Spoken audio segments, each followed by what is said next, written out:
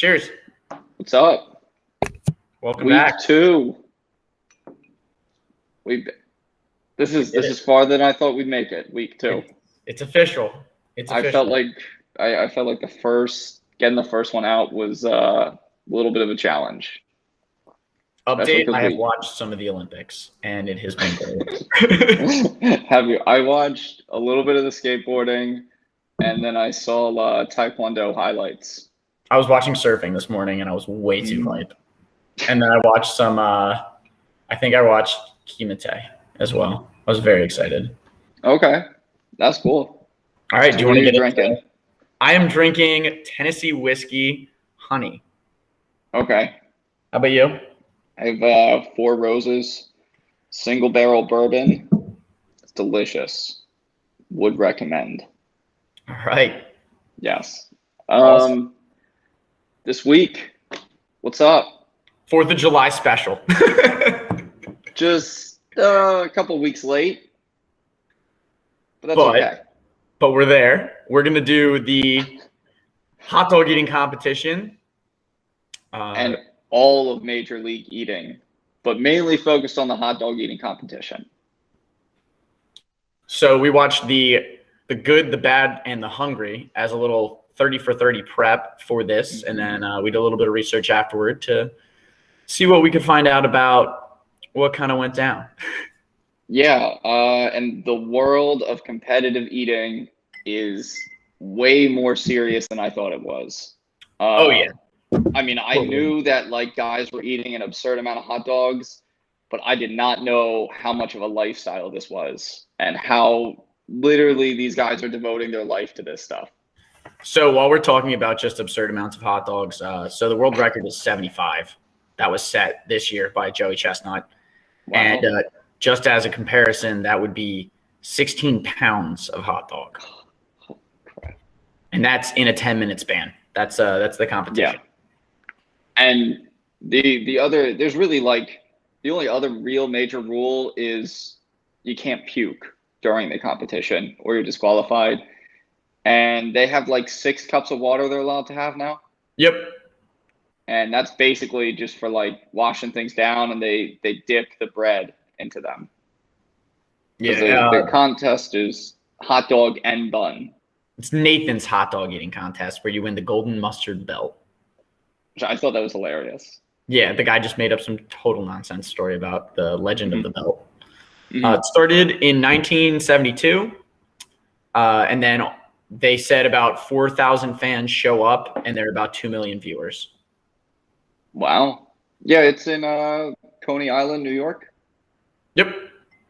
On the 4th of July. Which is really awesome. The fact that, too, you can gamble on it now. At least in states where that's legal. Yeah, we were on the 4th of July.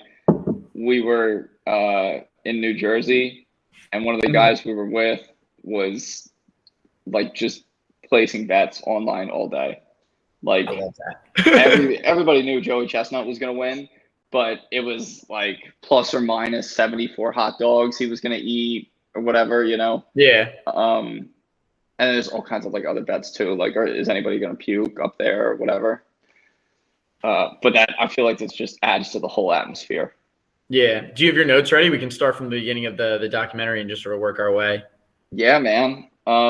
I feel the documentary started when was it? 2001. They started using clips from. Yeah. Basically, when Kobe, the Japanese food fighter, started coming to America to enter the hot dog competition. He said it was his first time over when he did that. Yeah. So I wrote right off the bat, I love the way that they open it up like a boxing match. The guy is just and here we are today with the greatest of all time. Which the openers and that guy's commentary is as good as it could possibly be for this event.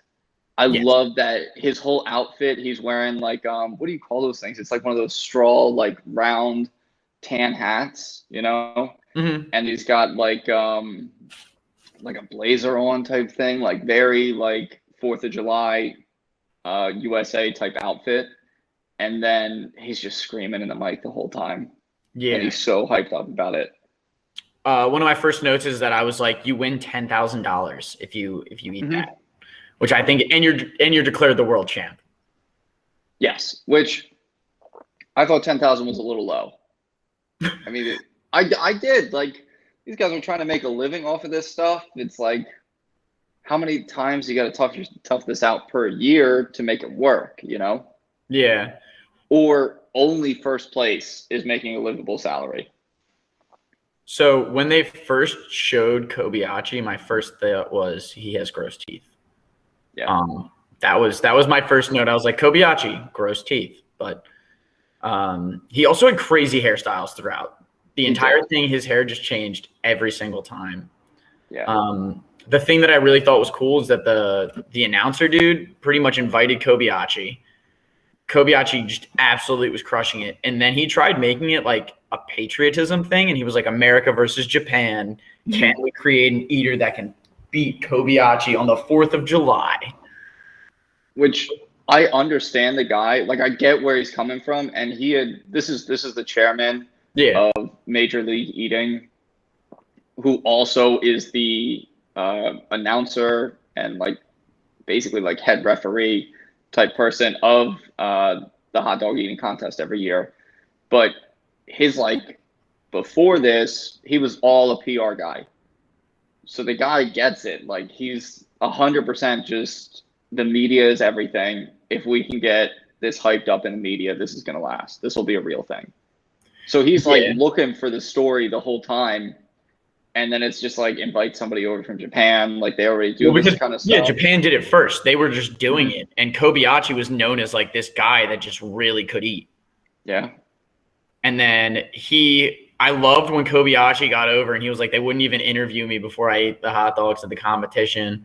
And he said he was afraid because he was like, I've never seen a fat person eat a lot of food. So I don't know if these people are going to be crazy. Well, he had said he never even saw people as big as the other competitors. Yeah. Which is insane. He's like, I've never seen people these fat. They could probably just eat so much. And I don't, can you see how tall he is? Do you know? No, I have no idea. I heard in there that he was 140 pounds. I think he's 140 and 5'6" because I think I looked him up and I think that's what it said. Because I remember when you could tell he's a skinny guy and you can tell he's short too. Because he looks basically like a teenager the entire time. Really thin, shorter guy. But then when they said he was 140 pounds, I was really surprised. He's 5'8", and he's now 43. Wow. His nicknames are the Tsunami, Kobe, and the Prince. Jeez. That's kind of funny. I like the Tsunami. All right, so at the first competition that he was at, which I think was 2001, right? He over doubled the world record, which was 23 at the time, and he ate 50 hot dogs. Yeah, that was insane because that was when they didn't even interview him either. Yeah, they wouldn't even talk to him. And then my next question was, can this be a full-time job? And which I had the same question. Yeah, and that's when they introduced the MLE. Major League Eating. I thought it was really interesting, some of the things that they did to sort of promote Kobayashi early on, how he had to eat 10 pounds or he was eating cow brains competitively. Yeah, that was disgusting. He was just I just closed my nose and just went for it. He's like, I wasn't breathing out of my nose in order to eat more. And he did 10 pounds. I loved the man versus the bear. That's what I was going to say was the best one. By far. They lined Kobayashi up on one side, and then they lined the bear up on the other, and they just released the bear, and they laid out probably 50 hot dogs. And the bear just crawls up, and the second the bear started eating, Kobayashi just started going for it. I thought it was hilarious. But I just, the whole time, I'm like, who has this idea? Who is what can beat Kobayashi? What can beat him? Get a bear. Get a bear in here. Get some electric rope fence. People go nuts for that, though. You got to think their Shark Week did Mike Tyson versus a shark, and they did Michael Phelps versus a shark too.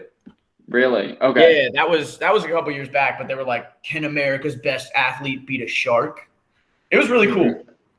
He got smacked around by the shark though, just like Kobayashi got smacked around by the bear, because I mean the bear's just hungry. So did you catch when? So the documentary kind of goes back and forth interviewing Kobayashi and Joey Chestnut, and I love when Joey Chestnut mentions that Kobayashi lost to the bear, and he's like, "That gave me hope that he is beatable." That's when I knew he is beatable. I was like, dude, what?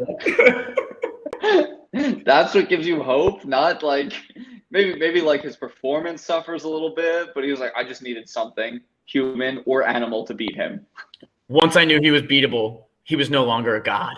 Mm-hmm. It's like the quote, like, you can make a god bleed or something like that. I don't know that quote. Oh man, it's a thing.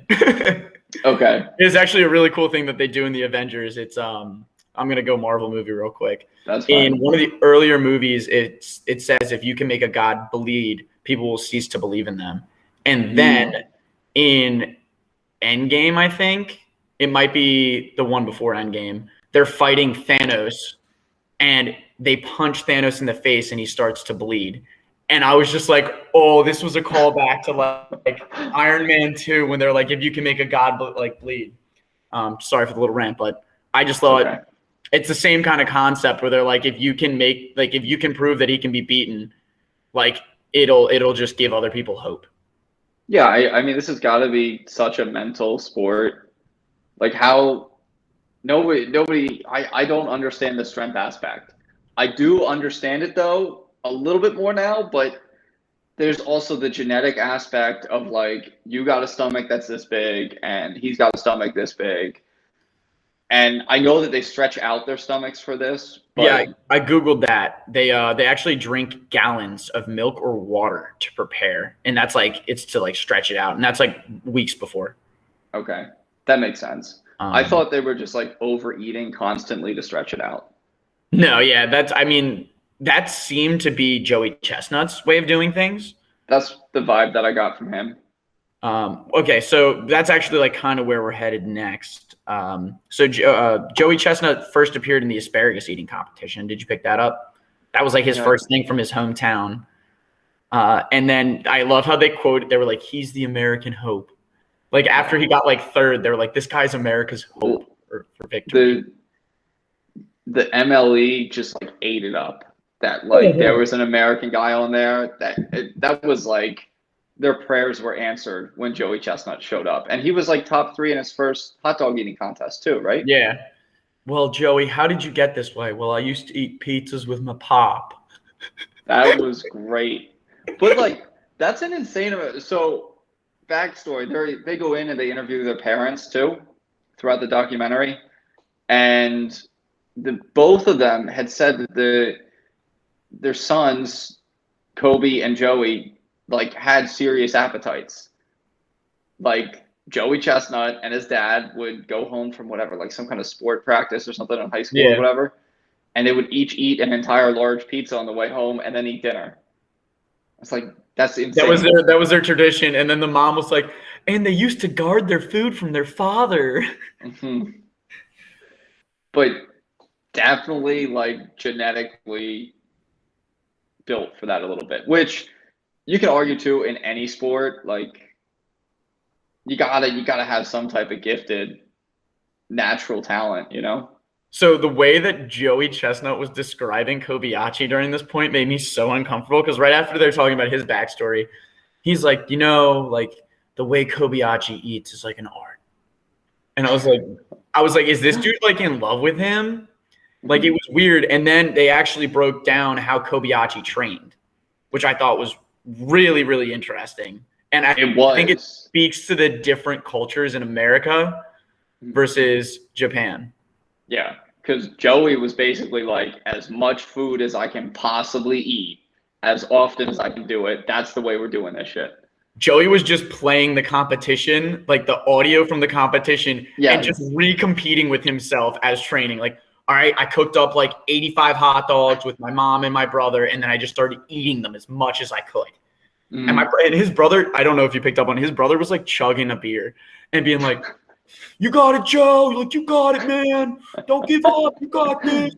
Yeah, it was like in their living room too. It was in their living room. The dog is just like waiting for something to drop. Yeah, exactly.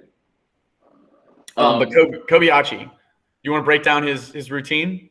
Well, sure. He I thought it was so cool because he focused on just like the actual like one time through eating it, like he, instead of just like high quantity practicing, he was like, what's the most efficient way to pick up the hot dogs? And then he decided that if he breaks them like part ways like that down the middle and you get them perfectly even, he can eat them really efficient. And then he was messing around with the temperature of the water to dip the buns in so that the water absorbs the fastest possible way, which he ended up with like somewhat on the warmer side, but not hot water. And then it was like, whatever, a couple seconds, he dips them in and then throws them down his mouth. But then he basically became a master of just like all the little techniques involved in like picking up the food to swallowing the hot dog and bun. But I love how he would break it down each part. And he's like, I didn't actually eat a lot of hot dogs until like a couple of weeks before. Also, yeah. Can we just point out that Kobayashi was ripped as hell? He was jacked. And he was ripped. When he finished the contest and still had the 6-pack of abs, it was like, yeah, he had like a gut, but he could just suck it in and it was just shredded. He like was eating all the food and then he'd lift up his shirt, show his belly, and it was just a rippling 6-pack just bulged out. But meanwhile, Joey Chestnut's he's not fat by any means, but he was not built. Like Joey Chestnut got like your dad bod going. Yes. And 100% dad bod. This is like a sport. You've got to be physically ready. You got to be mentally ready. Which in the training though too, Joey Chestnut was 100% mentally there because he was obsessed with beating him. Yeah. But he did start doing other training. Like, did you see that jaw stuff he was doing? So I was just about to get into that because I thought it was so funny. He was like, all right, like, no one's ever done this before. He's like, that's when I realized that Kobayashi must be training for this. And then he was like, what do you ball chewing, bag lifting with his teeth, and gulps of air. Where he was doing punches and was like, gulp, gulp, gulp, gulp, gulp, gulp, gulp, gulp, gulp. Gulp, gulp, gulp, gulp, gulp. Like 3 on the way up, 2 on the way down. And I don't know how, but that was definitely stretching out his stomach because it was disgusting. But did you see when he got up after doing that and he just burped? He was burping and he was cleaning out his stomach by moving in different directions. Yeah, but they were like the longest burps ever. And it was disgusting, but it's just like, holy crap, he's just filling himself up with air to stretch it out. Yeah, and I also loved how, like, right during that, like, training montage, he was like, Kobayashi is my nemesis. But that's the mindset. Oh, man. And then they talked a little bit about how many events there were a year, like 65-ish MLE events. Joey did mention that he's making over 100,000 a year. Yeah, which I thought was ridiculous. I thought it was cool. Kobayashi was actually like really famous for a while. He was in like mainstream media. They put him on The Simpsons. And I thought that was like, they were like really touching on all that, which was sick. And then it got real depressing when they talked about Kobayashi's mom. Yeah, that was really sad. And that, like I mentioned to you earlier, that came out of nowhere. Like this, I didn't expect this to be an emotional documentary whatsoever. It was great, by the way. I mean, it hit drama, exciting sports, like, I don't know what it is, camaraderie, competitiveness, and then I hit you with this. Yeah, that hit me hard. I was like, he was like, yeah, like my mom like got cancer, and then like he started crying because he was like, she told me like she could go through chemo because she knew that I was eating, and when I was eating, I was putting myself through pain, just like how she was putting herself through the pain with chemo. I was dead. I was like, I can't handle this. Like, I was not expecting to cry during a food eating competition documentary. Yeah, right. And then this is where I think things get really messed up. And this is where I think there was kind of a turn in the documentary, and it kind of just made me hate people, is Kobayashi's mom dies of cancer, and then Joey Chestnut breaks the record by 6, right? Yeah. Kobayashi was about to announce that he was quitting. He was like, I can't do this anymore. Like, my mom died, and I'm super upset.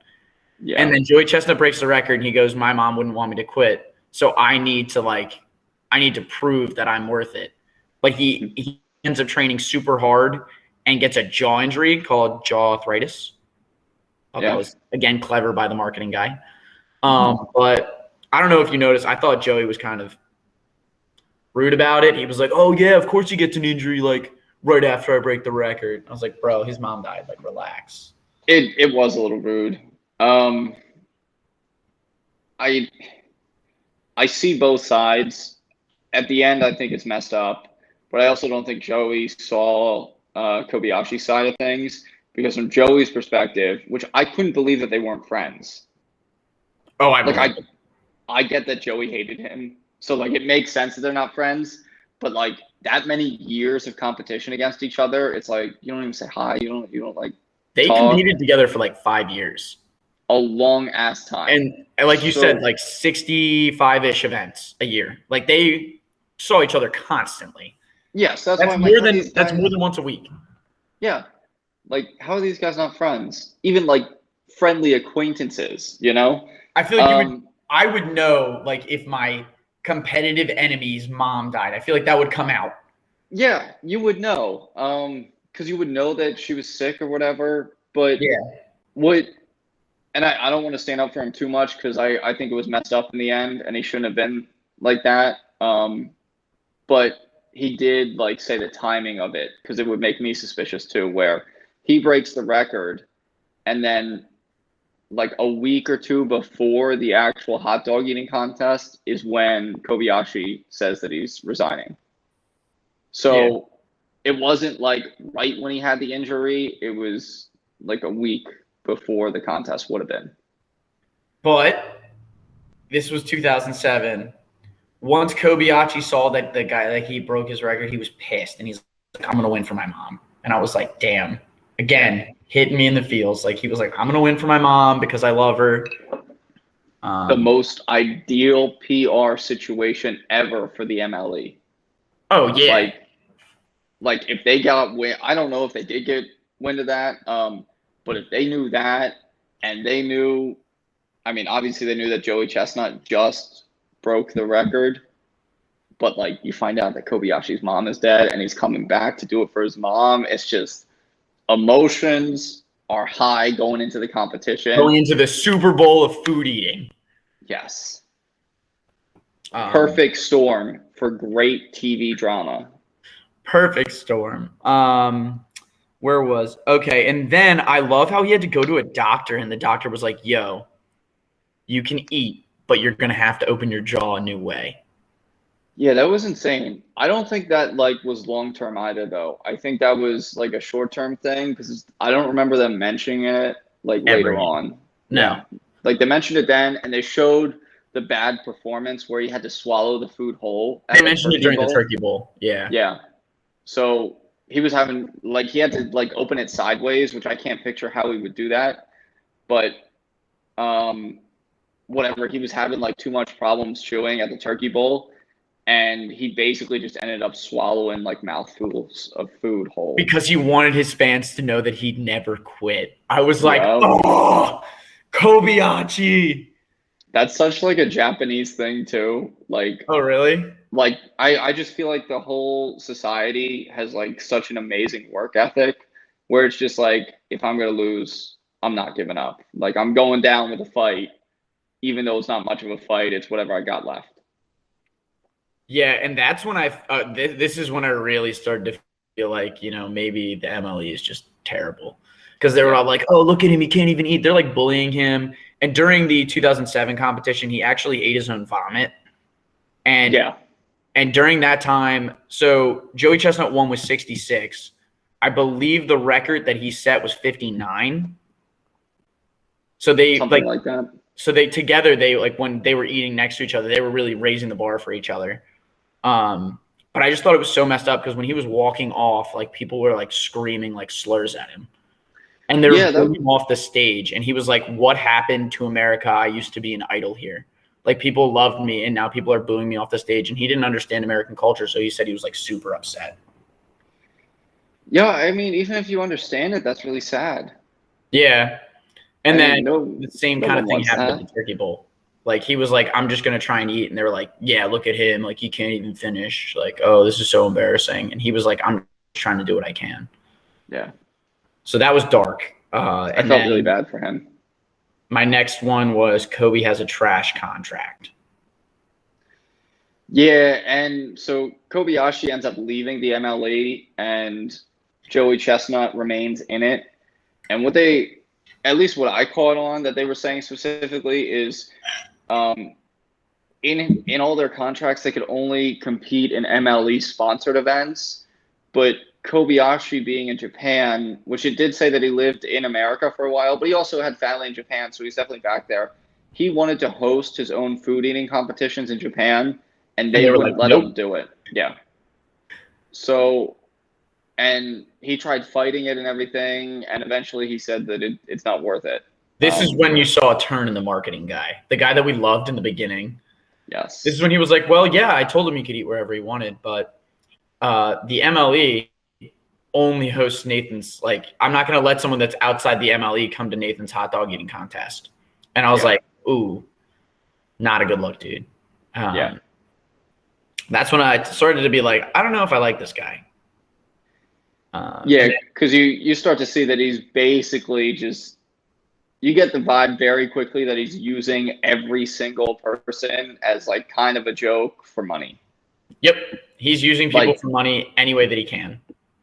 Yeah, exactly. But like he like makes a joke out of it too, though. Like he's living like hype man fantasy when he's up there on the stage screaming at them. Which gets into the 2008 competition when they changed the rules on the day of. So all the people that had been training for 12 minutes of eating, it now went down to 10, which was because the original Chestnut, the original hot dog eating contest was only 10 minutes or something crazy. But they actually ended up tying Joey Chestnut and Kobayashi. And then they did a, quote, tiebreaker, which the guy made up on the spot. And he was like, I'm not going to say there wasn't rules before I came up with it, but I'm just saying you gave me 5 minutes and I knew what the rules were. So he made it up on the spot, which was the tiebreaker was $5 eat and clear. And this, again, kind of turned me against Joey Chestnut. Yeah. So this was like a questionable win because it was not in my book. Well, what do you mean? Joey Chestnut cheated. Hands down. He cheated. Yeah, but you don't know who actually would have won because the rules were unclear. The rules were very clear. You need to eat the 5 hot dogs and clear them, which means survivor rules. You do the whole show your tongue, it's gone. In my mind, that's what the rules were. So that's what it was to me too, but I don't think it was clear to them. Because maybe Joey Chestnut, you're right, with food in his mouth, raises his hand saying that he won. Kobayashi throws in the towel saying that that's it. And what did he say, though, right afterward? He said, I rose my hand because I knew that means I was going to win because Kobayashi, once he saw my hand raised, he stopped chewing. Okay, I missed that. Oh, yeah, that's what he said. And that's when I was like, Joey, you just turned me against you. You should not have said that because I really thought you were great. And he's like, I had a plan going into this before I even knew what I was doing. And I was like, that is so crappy. Like, it is crappy. Also because Kobayashi didn't speak English. Yeah, and I felt really bad for him because he had that language barrier literally the entire time. Yeah, and then for them to make those rules on the spot, and Joey Chestnut knew what he was doing. I don't know, man. It turned him into the villain for me. And I was like, I don't really see him as such a, and that's when people were booing Kobayashi off the stage again. That was messed up. That was so messed up. It's terrible because honestly, in my opinion, Kobayashi would have won. He's just better at it. So too. 5, he could clear 5 way easier. He had a technique. He did. And then you couldn't compete unless in the MLE. And then in the 2010 hot dog eating contest, that is when Kobayashi boycotted it. Yeah, this was really sad. I mean, I don't have anything other than just a reaction. I felt so bad for him because he boycotted it, but then he showed up. He showed up wearing a free Kobe shirt. Yeah, which was awesome. That was so cool. It sounded like people wanted him to compete. Yeah. But it really showed like the true colors of the MLE and the chairman of the MLE, because it cut to him and he was like, this goes on whether you're here or not. I don't care really that you brought us fame and you put us on the world stage. Like, we're going on without you. Well, I also get that. I actually wasn't that pissed at the marketing guy for that one. Because imagine, like, I mean, there are rules. You have to follow the rules in order to eat there. I agree. So Kobe wasn't following the rules, so guess what? He doesn't get to eat. I get that. That's fair. And I think Kobayashi wanted to be a little more like, oh, look at me, I'm awesome, and they can't do it without me, and they could. But the fans were cheering like, yo, let Kobe eat. They wanted him up there. I agree. They did want him up there, and it did definitely get to his head a little bit. He had an ego going into that. So he ran up the stage, ran up towards the stage, and he just wanted to, quote, wave to his fans. And he had just run up to the stage. I don't think he did anything. I don't think he jumped on the stage. I don't know if he did. No, but it looked like he was in like a blocked off area. He was in an area he shouldn't have been in. And like then they handcuffed him and arrested him. Yeah, which was sad. That was messed up. And they like made like a really big deal out of it. I mean, Kobayashi was not helping himself because he was fighting. He was like fighting the cops. He was like, no, I am here for my fans. Like, people love me. Yeah. So that kind of like lowered his. I was like, oh, dude, come on, like, take the L, man. I was thinking the same thing. It's just gonna make it worse for himself.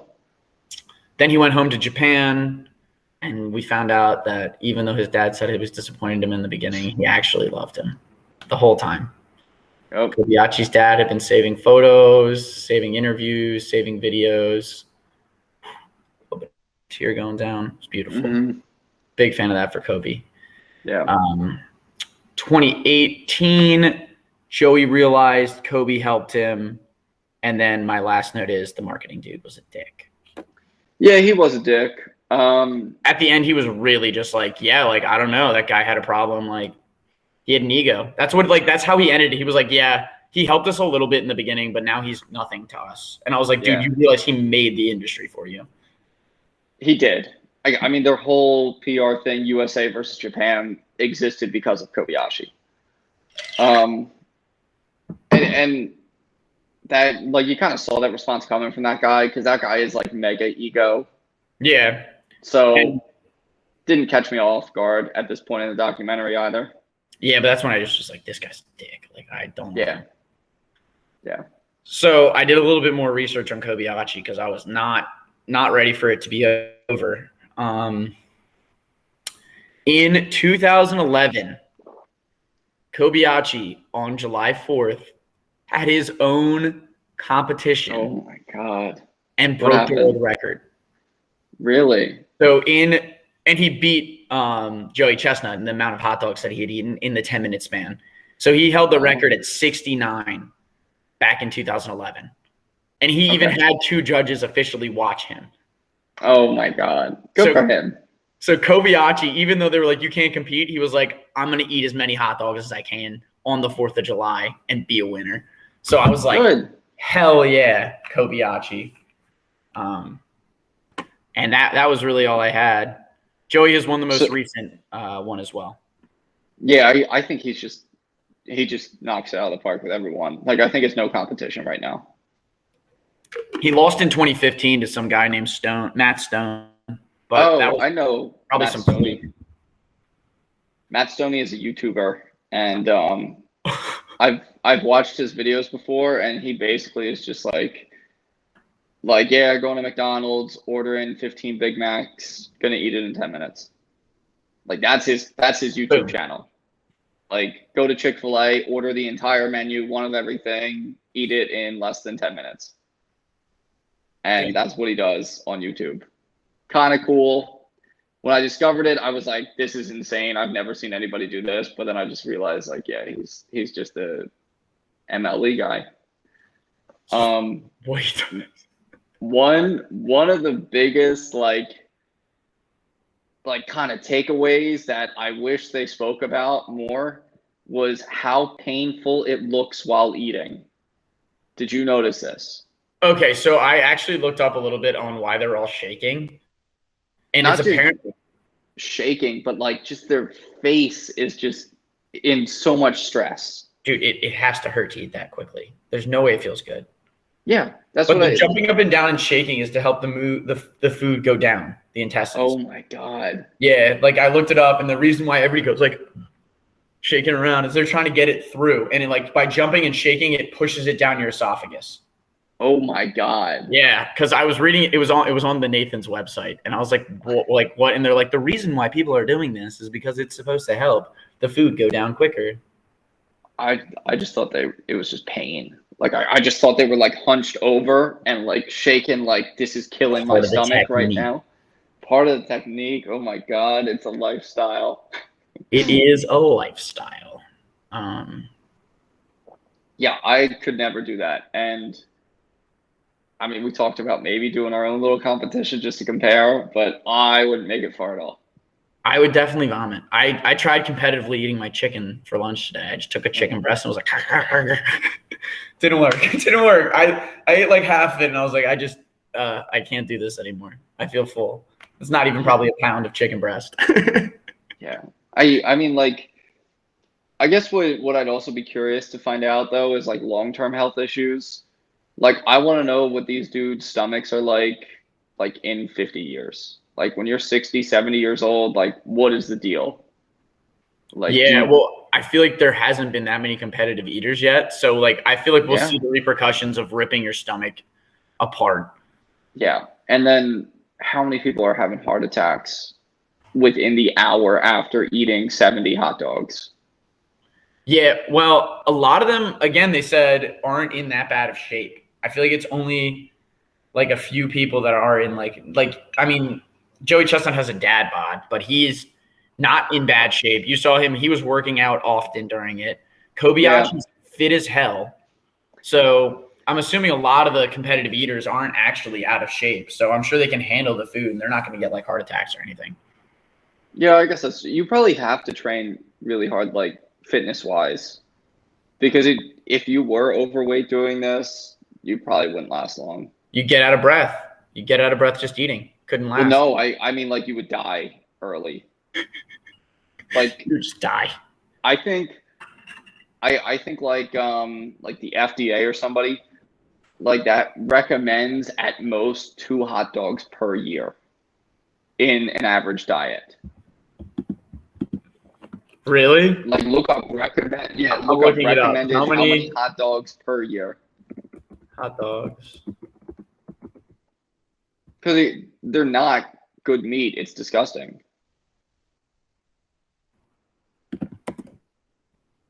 It says bring 2 to 3 hot dogs to a party.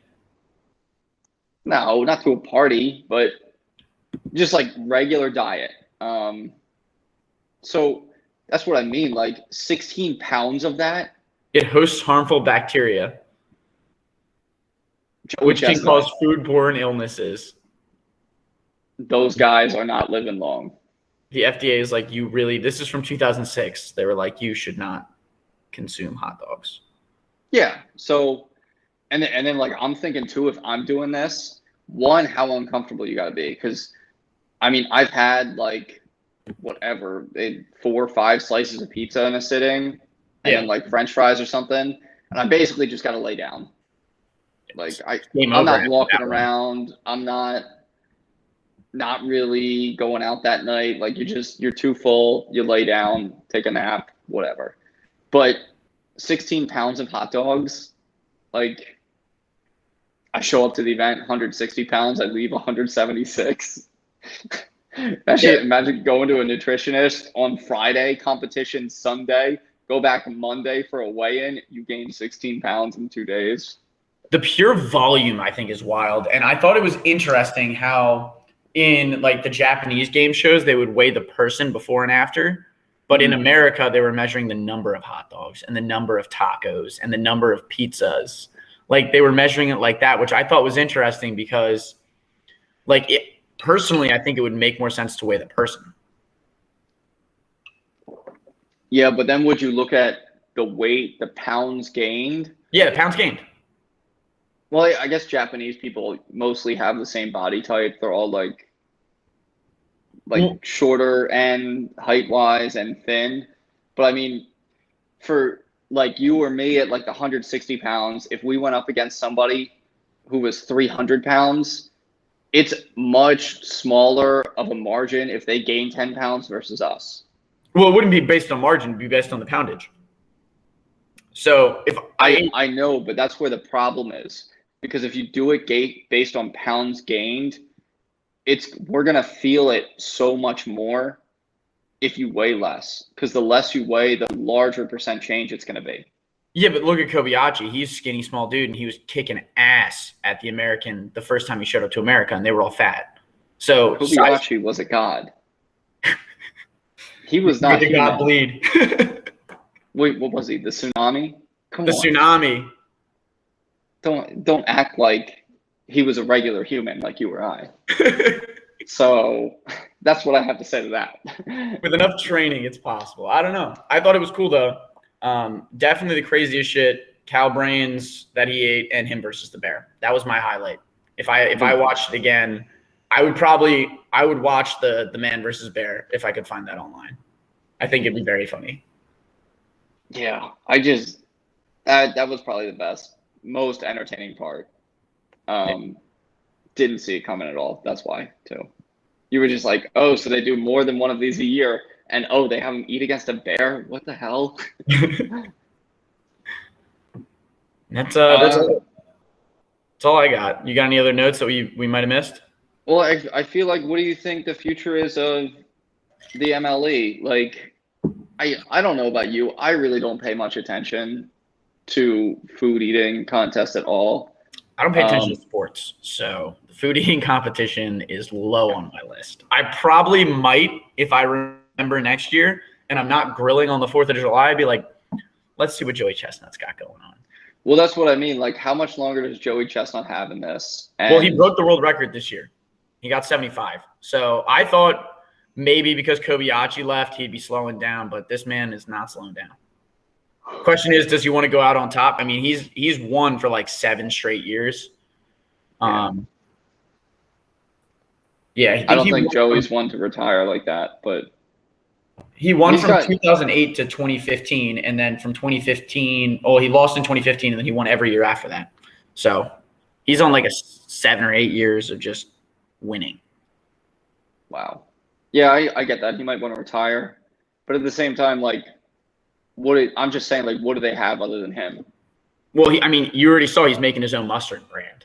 Yeah, that's awesome. He was like, yeah, I realize this isn't going to be my forever job, so I'm going to start selling mustard. Yeah. Like, that was pretty cool. That is cool. I thought that was good. I don't know. I mean, just a weird world to see into. I can't imagine that life. Definitely interesting. I can't imagine like day to day though too, like how much of a chore eating has to be. Cause I feel like whenever I like go out to eat or something or like just cooking something at home, I'm doing it because I enjoy it. Mm-hmm. Not because it's just like it's not work. Training for something. Yeah. But even if you do still enjoy food, it's gonna make it so much harder because once your stomach is expand that way, I kept thinking the whole time, what's a regular meal for these guys? Well, I think they only eat those meals like Kobayashi. He trained to expand his stomach only before competition. So I feel like when he's eating, he could enjoy regular food. And I also think the types of food they're eating during competition is like greasy, fat, gross. So like he won't enjoy a hot dog. He probably won't enjoy a cheeseburger, but he could have like a nice pasta dish. Yeah. Because he's not binge eating pasta ever. He's binge eating like hot dogs and hamburgers and pizzas and that's empanadas.